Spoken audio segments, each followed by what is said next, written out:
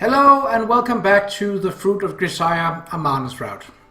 In the last episode, Yuuji finished up reading Amane's diary and consequently decided to become the punishment in her life as she felt responsible for the death of the others, given that she was the only one, presumably, to survive. Let's continue. Even after those revelations, there haven't been any major changes in my life with Amane. The only real difference that comes to mind, Amane's calmed down on a physical clinginess. And I've started to notice subtle shifts in her emotions.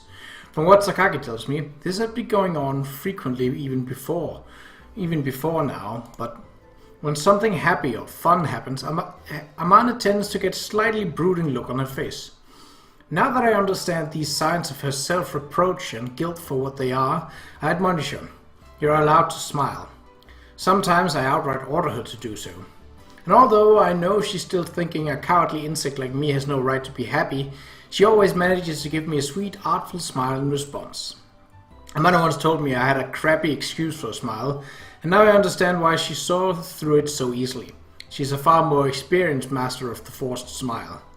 It might sound like a joke, but it seems that Takisono Private Academy actually had formal lessons on how to push your face into an elegant smile. Kazuki had always been even worse at smiling than I was. Imagining her desperately trying to contort her face into a friendly simpler is absurdly amusing. Hey Amane, tell me something. That smiling lesson or whatever, I assume Kazuki participated in it as well. I don't know. I was in Class D, so I never had lessons with Kazuki's Class A. Just thinking about it makes you laugh. Kazuki curtsying politely in time to the teacher's piano with a beaming smile on her face. I think I'd pay money to see that. No kidding. But then again, if you actually did see that, I feel like it might be more terrifying than anything else. Come to think of it, when Kazuki was still a grade schooler, I did see her practicing her smile once. Huh? No way. Kazuki, of all people? Not sure when this was exactly, but Kazuki came to deliver something I'd forgotten to my classroom. A classmate came up to me afterward and asked me about her. Why is your big sister always so cranky? In this kind of scared little voice. Of course, I said, that's just normal for her. When I returned home, I told Kazuki, one of the kids in my class thinks you're kind of scary.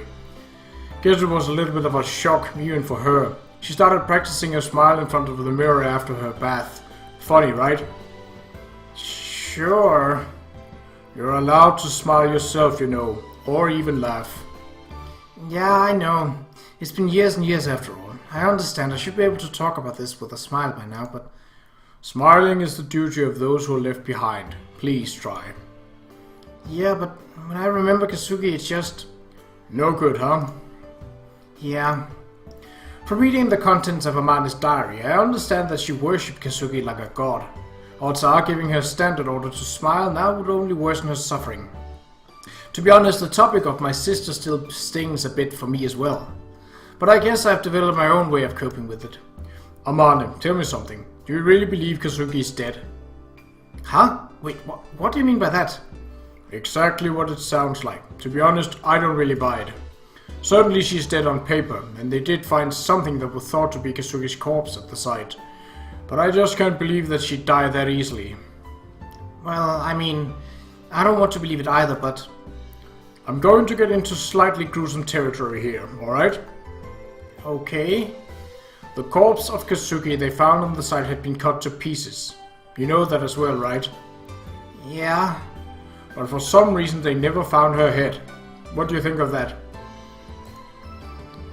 She gave you a hint herself, didn't she?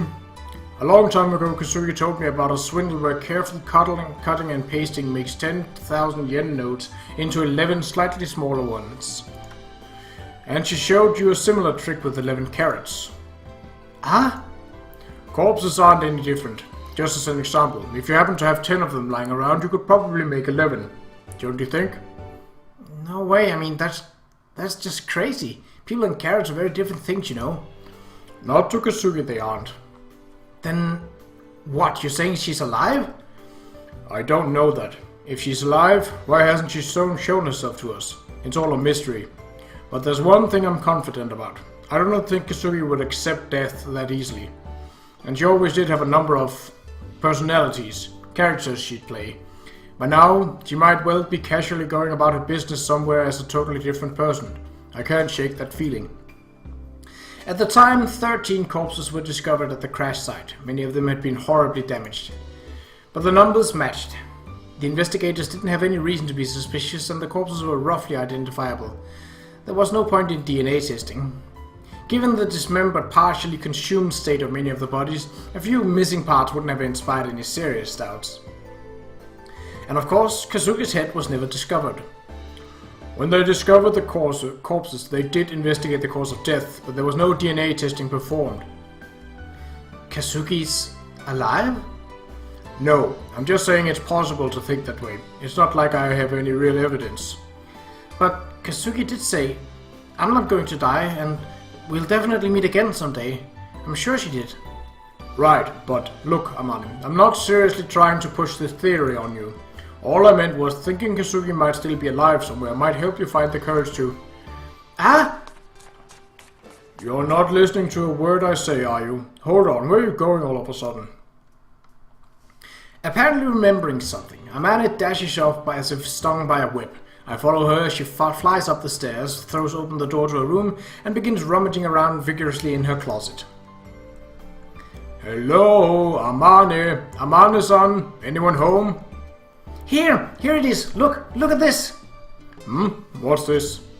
Pulling out a storage case that had been carefully tucked away in the back of her closet, Amane takes out a sheaf of yellowed memo paper, wrinkled and stained by patches of dried mud.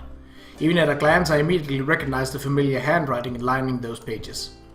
That's Kazuki's writing, isn't it? Yeah, that's right. This is the jungle escape memo that Kazuki prepared for me. I take the leaves of paper probably ripped out of a small notepad from Amane's hand. First, there's a rough map of the area around the camp.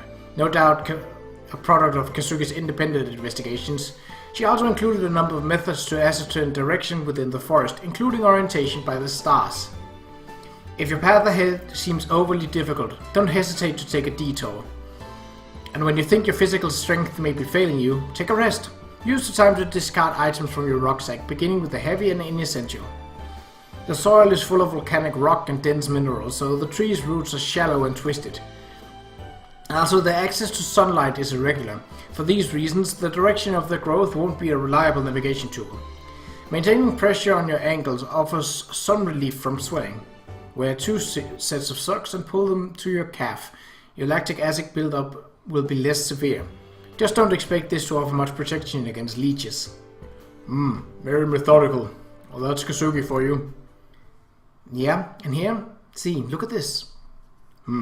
If you fail to escape, huh? At the end of her note, Kazuki wrote that I should head back to the camp if I couldn't get out of the forest. She drew a map to the spot where she'd buried some emergency rations. I see.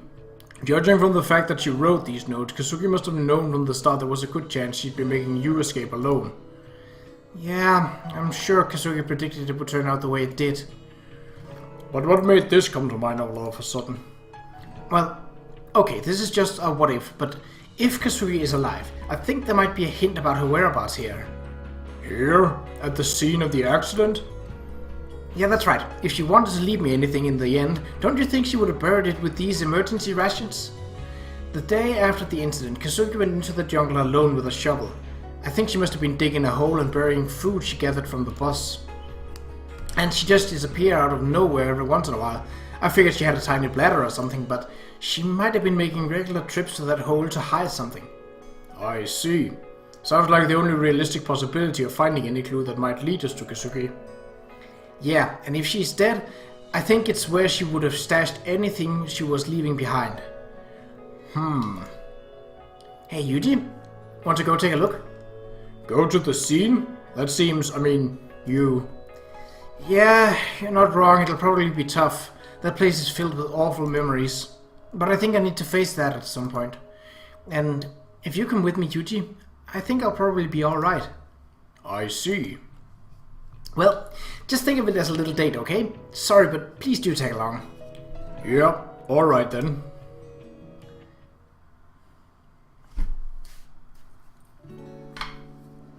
The very next morning, we borrowed the mini-truck from the school, packed the bunch boxes Amane made, and readied ourselves to set off for the scene of the accident. At first, we planned to go by train, but the nearest station turned out to be more than 10 kilometers away from the mountain. Driving is far more convenient.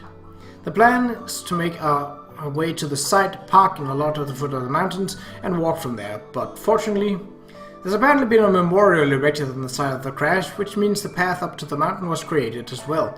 We shouldn't have to worry about getting lost. When we first decided on this trip, I'd imagined a grueling hike through the woods, but it turns out the memorial is only 2.8 kilometers from the parking lot at the foot of the mountain. We don't need any particular elaborate plans for the walk itself, but on an emotional level some preparations are still necessary. Okay, I'm going to buy flowers and incense for the offering. You can just wait here for a little bit. Yep, got it. Parking the mini-truck near the Mishima Cape train station, Amane slowly lowers herself out the driver's seat. Not that it's any surprise, but she seems a little awkward and subdued. Watching Amane walk off with a purse in hand, dragging her feet like an exhausted office worker here heading off to buy her low-calorie lunch, I heave a little sigh. Oh... To be perfectly honest, it's not like I seriously believe Kazuki is alive.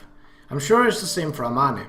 If anything, this visit to the scene of her ordeal has more to do with Amane facing her own memories head on. I don't think this secret stash of Kazuki is particularly meaningful. My hopes aren't exactly high for some sort of clue. I'm just praying we don't end up digging up something unpleasant. If Kazuki left her last will and testament or something in that hole, Amane might come out of this bearing even deeper wounds than before. Even so, it's been many years since the accident. After all this time, Amane has finally gained the courage to return. That feels like a significant change. Maybe she'll be able to start coming to terms with what happens. Maybe her burden will grow a little lighter.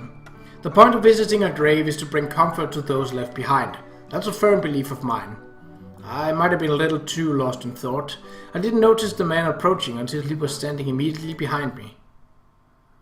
Kazami Yuuji-san, I believe. Yep. The man seemed to pop out of nowhere. Concealing my surprise, I turned slowly to face him. Did he just call me by my name? I'm not famous enough to be recognized by random strangers on the street. I carefully observe his face, then look over his clothing from head to toe with a single sweep of my eyes. A man with a light build, most likely in his mid-40s. I don't recognize the face. Even though it's the middle of the summer, he's wearing a windbreaker jacket as though headed out on a fishing trip. He's got a hunting cap on top of his noticeably graying hair and a beat-up old pair of long boots on his feet. On the whole, he leaves a pretty shabby impression, but the cologne he's wearing isn't cheap, and the glasses on his face are first-class name brand. I don't remember him as a local shop owner or anything, but if he's just some tourist come to fish in the sea, it makes no sense that he'd know my name. Excuse me, but who are you? Whoops, that's right. My apologies. My name is Sakashita. I'm a big fan of Amane's. Amane? Recently, well, you see, I happened to overhear that she's gotten herself a boyfriend, yes? I've been thinking it might be nice to say hello. You came here just to meet me? No. It's pure coincidence that I ran across you today, of course. I simply happened to see you together with Amane-san. You see, that sight made me oddly happy. I just couldn't help approaching you, that's all. Yes, indeed. Is that so? That's a load of crap. The story's dubious enough, but my intuition's telling me there's something insincere about the man. For one thing, he's forcing his face into a smile by jerking up the edges of his mouth. For another, his eyes are dark and cold. There's a strange superficial gleam floating on the surface. They resemble two deep wells of oil. The man stinks. His body odor is normal enough, but something about him stinks. It's a familiar, unpleasant smell that makes the back of my nose tingle ominously. The scent of bloodlust, tinged with madness. Pardon me, but what do you do for a living? Well, given my appearances, I guess it's understandable that you wouldn't be able to guess. Well, as a matter of fact, I was the director of an IT company until very recently, but unfortunately I happened to lose my purpose in life, you see. My job started to seem rather ridiculous, I suppose. I'm rather embarrassed to admit it, but as you can probably gather, I'm currently unemployed. I see. Who is he? At the very least, he doesn't seem to be involved in my line of work. The face isn't familiar, but more importantly, he holds himself far too loosely for a pro. Even the Langley suits who spend most of their time behind desks project a little more menace than this. And so, you see, when my company finally folded, I gained something of a new perspective on things. My mind has been utterly blank for so long, but all of a sudden I found something like an objective. An objective might be a bit grandiose, I suppose. How can I put this? I realized, I still have things left to do, you see. Are you feeling alright? Whatever do you mean? I see. Are you pressed for time? I've got quite a lot on my hands personally, but I suppose it must have been rather dull hearing my little story out of nowhere. I do apologize. Not at all. Well then, I'll take my leave for now. Do forgive me for boring you with my nonsense. Ah. The man abruptly turns around and walks right off, his small hunchback unsteadily swaying back and forth. I watch him as he goes, but all of a sudden he seems to have disappeared into thin air. What the... The sound of his footsteps, the faint smell of his cologne, the sight of his hunter cap weaving forward, I can't pick up any trace of the man. He's melted into the low buzz of the station streets as if he was never here in the first place. Wasn't a ghost, was he? Of course, I don't really believe in such a thing, but that sudden appearance and equally abrupt exit were about as ghostly as it gets. Sorry it took so long. What? Something wrong? No, it's nothing. The weird old man just struck up the conversation, that's all. A weird old man? Who was he? Don't know. Kind of creepy one, though. There's no doubt in my mind he's an amateur. But I can't get over the gleam of madness in those eyes. I've seen that gleam before. Those are the eyes of a man who's thrown away everything. The eyes of a man who's fixated himself on one goal, abandoning all for the sake of his country, comrades, or family. The crazed-eyed eyes of a fanatic. Amane, he called himself your fan. Anyone come to mind? Well, not that I'm really proud of it, but I guess I'm pretty popular with middle-aged guys, but seriously, what? I wonder who was he? I have a bad feeling about this. Huh? Why? Was he that weird? It was like talking to a grim reaper in human form. I've got this sickening tinkle in my chest. Wait, hold on. Are you okay? I've experienced something like this before. I don't know when exactly. Probably in early childhood. It's a vague memory that my mind doesn't want to remember too clearly. A dark, unpleasant memory locked away for many years suddenly oozes out from a crack in the wall. The old man, huh? I close my eyes slowly as the sensation of cold perspiration grows in my armpits. Trickles of salty sweat roll down my forehead and over my closed eyelids. My hands are clenched tightly into clammy fists. It takes conscious effort to keep my knees from trembling. It's been a while since I remembered, and a while since something triggered this psychological trauma. Yuuji? Seriously, are you alright? You're sweating like crazy. Yeah, I'm fine. What do you want to do? Should we call it off for today and head back? No, you finally managed to make up your mind to do this. Let's go. The madness I sensed in that man. Was it just a figment of my imagination? Did the scent of that cologne revive buried memories of my father in my unconscious mind, leading me into a paranoid post-traumatic delusion?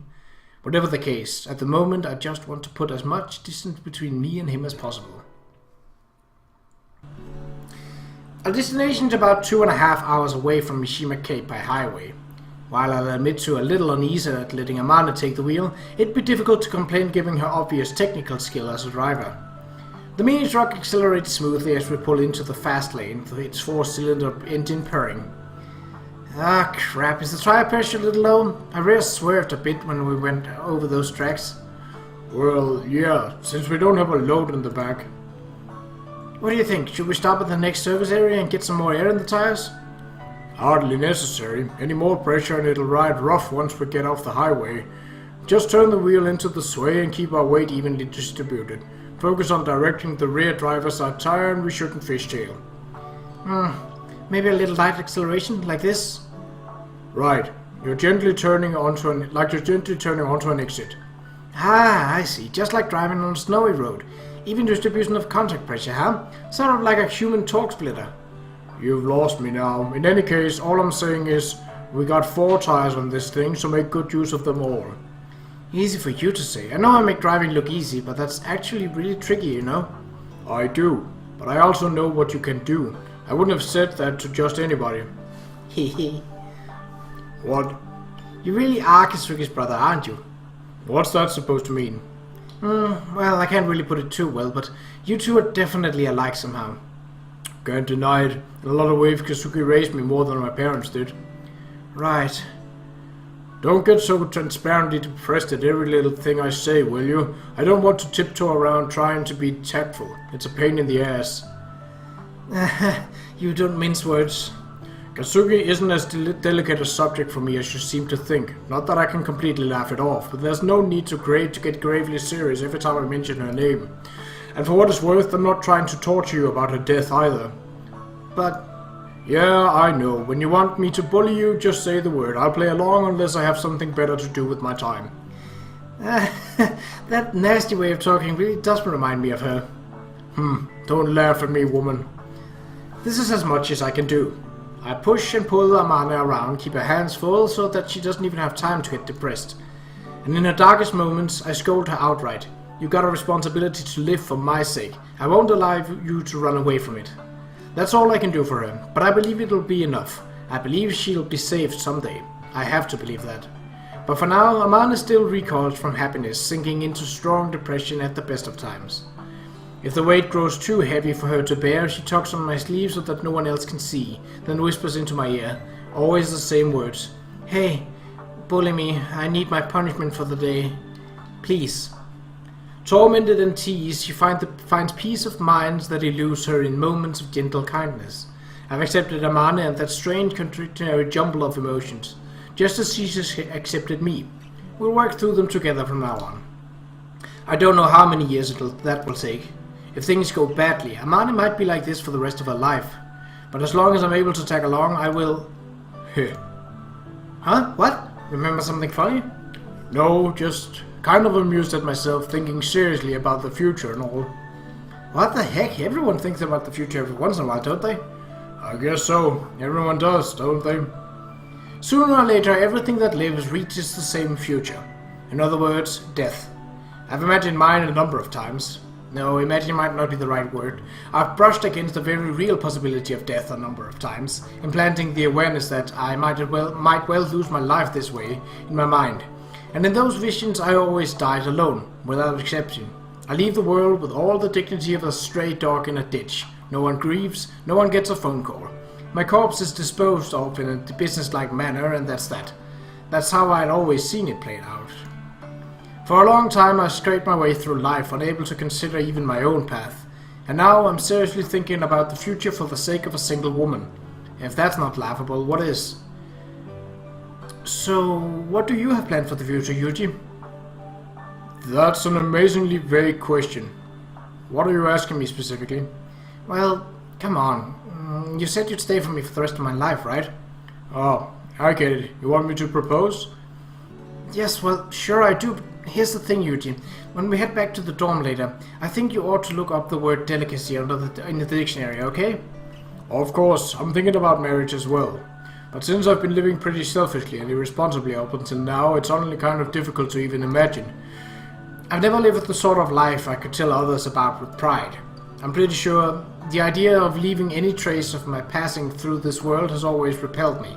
I didn't want to get married, much less have kids. I didn't want to take on anything that would be left behind after my death.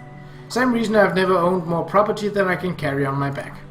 But I'm starting to think that, for Amane's sake, I'd be willing to throw that lightness away. If so, I run smack into a logistical problem. Of course, I'm referring to my job. Amane, the truth is, I'm currently at something of a loss. After another 1.5 years at my job, my field term's up. Should I renew my contract and spend a year as an instructor while sitting exams and aim for a promotion?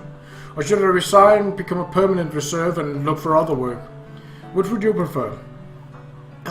That's quite the question out of nowhere. How are they different? The biggest difference would be in the level of danger. If I renew my contract and get promoted, my risk will go way down, but that also means my total salary will drop sharply. Whereas if I become a reserve member, I'll be able to take on a day job, so my earnings depend on my abilities.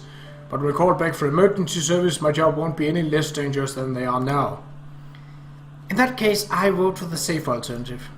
But you know, even if I renew the contract, it's going to be difficult for me to move up the ranks, since I didn't attend a specialized school. It'll probably take me 10 years to make assistant section chief, and getting any further would be harder still, maybe even impossible. My base salary today is 187,300 yen a month. Promoted 233,600. Even if I work until retirement age, maybe 449,100 yen. It's not impossible to get by when you add in the benefits and bonuses, but... Huh? Your future salary is already decided? Right, our company's got a pay scale, so the salary corresponding to every rank is clearly defined. But you'd be able to stop the dangerous work, alright? For the moment at least, but that's also dependent on circumstances. If an emergency develops and some big shot says, protect me even if it costs your life, I wouldn't be able to disobey. You can't just say no? Well, you can try, but when your superiors say, volunteers step forward, hanging back isn't really an option. When you get right down to it, that's what they're paying us for. Oh, I see. But then again, if I die on the job as a formal employee, there'd apparently be 100 million yen payment to my family. Okay, but you're still dead. If I become a permanent reserve instead, I'll still be called up for emergencies, but operating under the table I can work a little more flexibly. In other words, I'd be able to play dirty behind the scenes without anyone complaining. I might be able to pull through serious crises through skill and craftiness. Not an option for a normal employee. So, which is safer when you get down to it? As long as there aren't any dramatic upheavals in the world, renewing the contract and becoming a regular employee carries less risk. But in the case of a large-scale emergency, being a reserve would be comparatively safer. Kind of a subtle difference. What do you want to do, Yuuji? All things considered, I want to become a permanent reserve and look for another job. If we get married and start a family, I want to be able to tell my kid what daddy's job is. Whoa, you're thinking that far ahead? Don't sound so surprised. Just whose fault do you think that is? A little while ago I wasn't thinking more than a day or two ahead at most. That's a good thing, right? Probably, yeah. I don't mind going along with whatever you decide, Yuuji. If you do renew your contract and take the lower salary, I can always get a job myself. But if you want to look for something else, that's fine too. Even on permanent reserve, they're going to keep me on a short leash for 5 years. I need to apply in advance to move into a new home or travel abroad, and I won't be free to pick any job I want either. But you still want to try and find something else, right? Don't worry, if you can't get a job, we can just become a long-haul truck driver team or something. Would you seriously be okay with that? It's all good, right? I love driving anything with tires, personally. Might be better fit for us than you might think. Well, come to think of it, I do have a lead on a job, I guess. Not that anything's been settled yet, but the principal floated the idea of taking me on at Mihama. What? So you're going to become a teacher? Nothing's decided yet. Huh? But what subject would you teach? Ah, that's right, we don't have a PE teacher, do we? So you're going to teach gym class then? Like I keep trying to tell you, nothing's decided yet. Ah, but that sounds really good to me, you know? Not to put the cart before the horse, but Daddy's a teacher would be super easy to understand, don't you think? Yeah, guess so. Anyway, marriage, huh? I was planning to introduce myself to your family pretty soon, but marriage would be a ways off yet. Have to get a job first at the very least. Yeah, right, but still, I'm kinda happy, you know? Sort of feels like I've got some optimism about the future all of a sudden. That's a good thing. Optimism. If you put it nicely, wishful thinking. If you don't. I think it was Kazuki who told me they're both manifestations of a psychological self-defense mechanism that keeps us from committing suicide. But whichever this is, I'll take it. I don't think daydreams and theoretical scenarios are going to save Amane, but it's not a bad place to start.